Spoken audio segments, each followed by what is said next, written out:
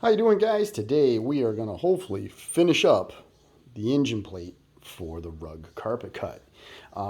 As you can tell, I did go over to the machine shop and I machined a new keyed shaft for the actual belt actuator.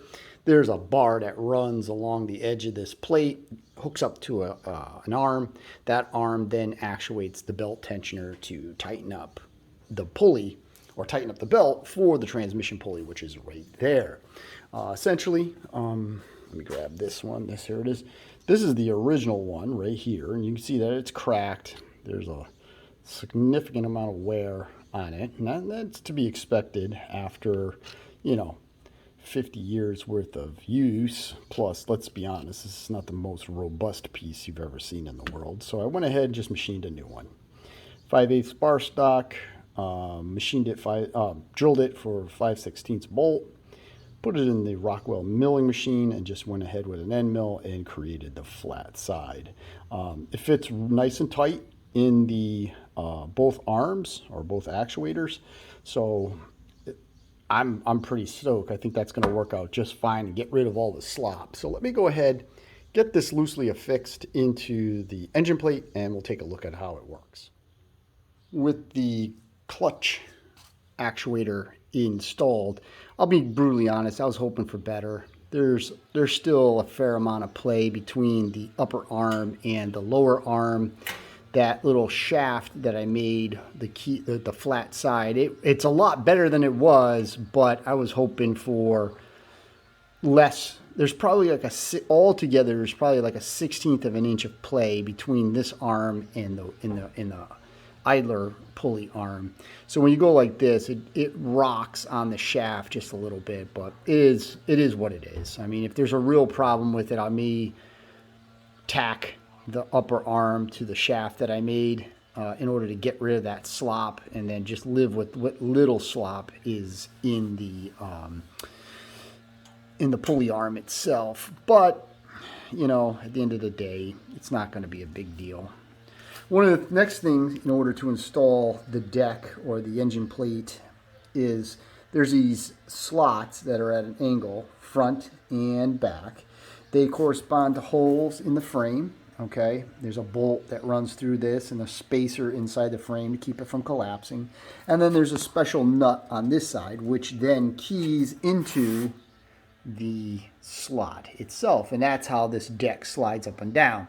You loosen up the bolts, you adjust the height with the crank arm, and then you go around and you tighten up the 4 bolts that hold the deck in place. Now, these are the bolts themselves. I've cleaned them and I've chased all the threads. This is the little, I guess, slot bolt that goes into place that keys into the slots in the engine plate. This particular one is pretty worn out, but if we take a look at how this actually works, it's not that big of a deal.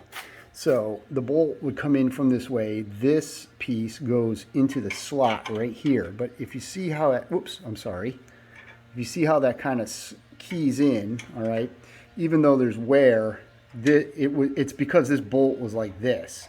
Somebody didn't tighten it up correctly. But once we go keyed, it's in there real nice and it slides real good, which is just the way we want it. So this is still a good part. I'm not going to go and make a new one.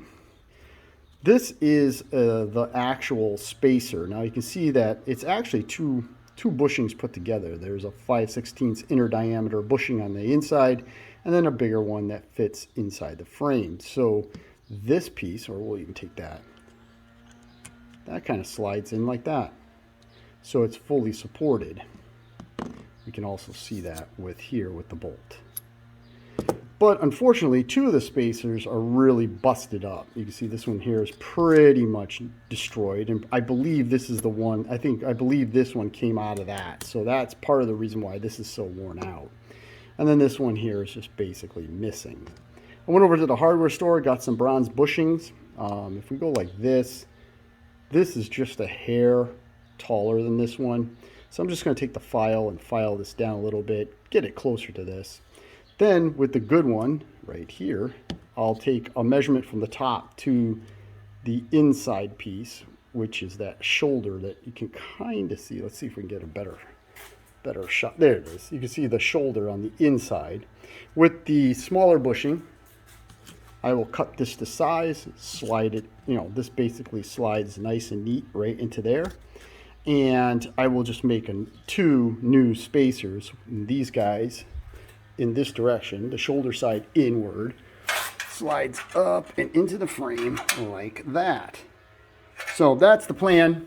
I'm going to get to just kind of cutting, shaving, and making these 2 spacers. And in theory, we'll be able to install the engine deck. Here are my 2 new frame spacers. They look like they're all set to go. I've already started to install the engine plate already. I got the 2 front bolts are in place. You can see how I have them totally engaged in the side. The bolts themselves are loose, both of them, so that way I can get the back ones into position. I also had to loosen up all these 8 bolts that hold the plate to the side plates. That way I can line everything up. Just so you see what I'm doing here is the first thing I need to do is I need to take this slide nut, if you want to call it, and I need to get the slide side here to line up with the hole. Then I can slide this in and make sure that it definitely seats real nice. I'll pull this back out, I slide the spacer up, I slide this back in so it all lines up real nice, and then I stick the bolt in. So I got the 2 back ones to do. I'll get those in place, and then we'll figure out how, then we'll figure out getting the lift connected back onto the plate, and then we'll start to do some slight adjustments here and there so this thing will actuate real nice. So after a little bit of hammering here and there, and I mean it, I got a hammer right there, everything's all back together. All the slide bolts are in place. I tightened the outer corner bolts for now, and then I did a triangular measurement from that bolt to this bolt and this bolt to that bolt to make sure that things were square, and they are.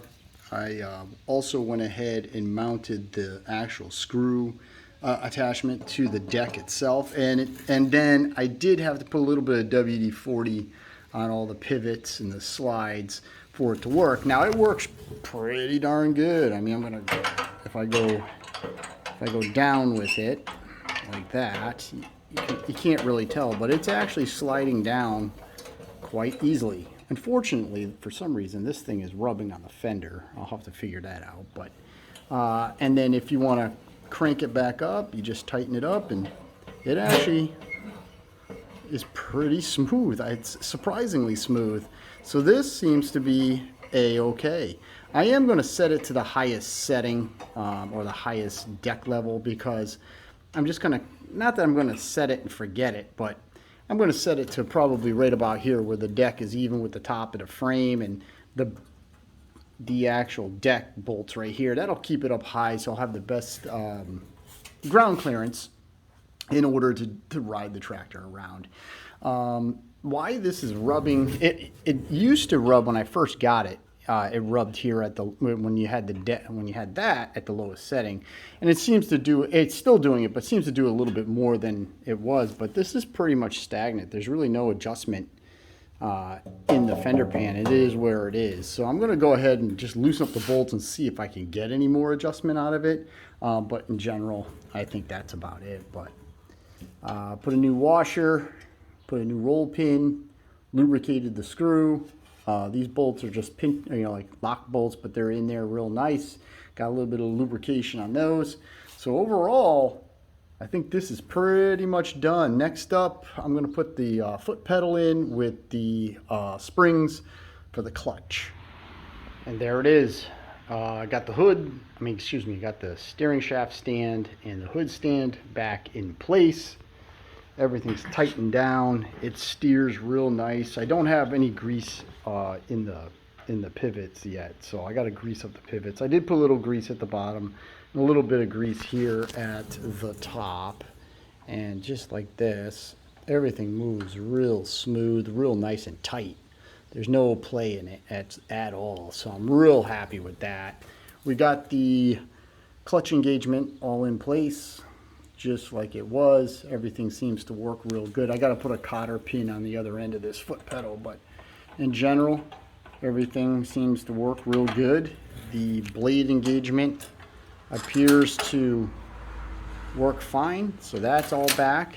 I know the deck raises and lowers. I did have to re-loosen it up and lower it down so I could get the nuts onto the back side of this bolt so it could bolt to the frame. So I'm just going to leave them loose and leave the engine plate down, in the down position for right now, until I can get the motor installed. Because really that's the next thing. I got to get the motor and the transmission reinstalled into the frame, and then I can work on the hood. Well, all right. Well, thank you guys. Thank you for watching. Thank you for all your interest in the Rugg carpet cut. I hope you're still finding it interesting. We're getting there. It's almost to that point where we'll be putting the engine, the belts, and everything back on it and taking this thing out for a ride. But until the next video, please like, share, and subscribe. And as always, have a nice day. Thanks, guys. Bye.